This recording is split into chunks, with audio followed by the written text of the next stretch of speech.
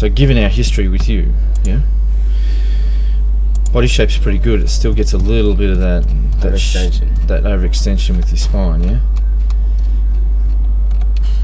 So which means one of two things. We're going to have to suck the... Well, we've got to suck the belly button into the spine. I was sucking it in then too. And we've got to try and lose that as much as we can. Now, how we're doing that is going to be rotating this a little bit more effectively, trying to keep that left hip a little higher, yeah?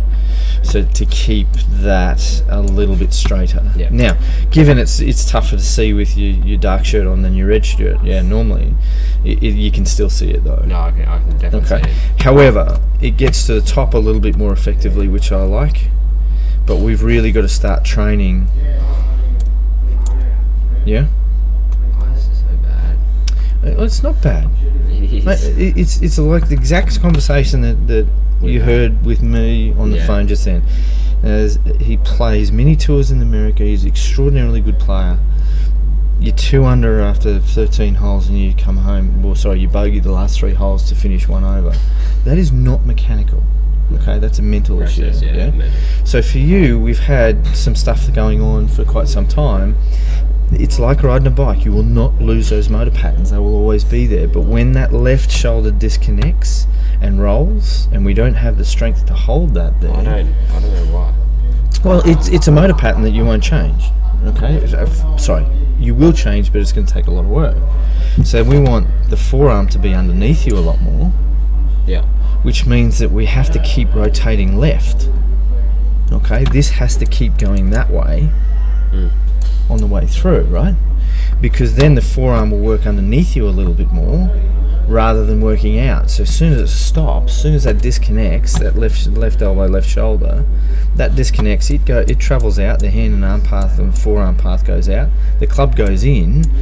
That's why we've got this path here, and that's why you hook the bejesus out of it. Or block it. Yeah? Okay, because it's one and the same.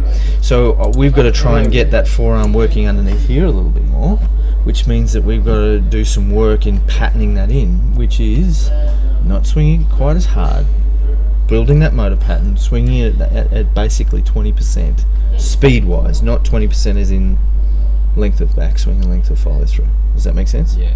Okay. But as I said, you're going to be slightly different to most people because what happens there? Watch your body. Kind of stalls, doesn't it? You got a really super steep through here, which is doing this, yeah.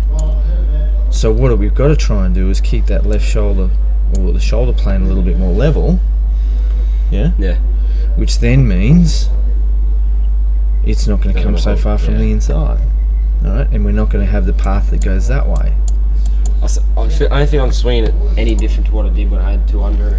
Well, it's not. That's the thing, though. That's what good athletes do.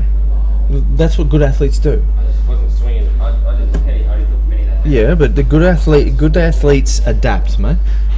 That's all that happens. They adapt to circumstances. They adapt to those types of things. Yeah. Rather than poor athletes don't adapt. Yeah.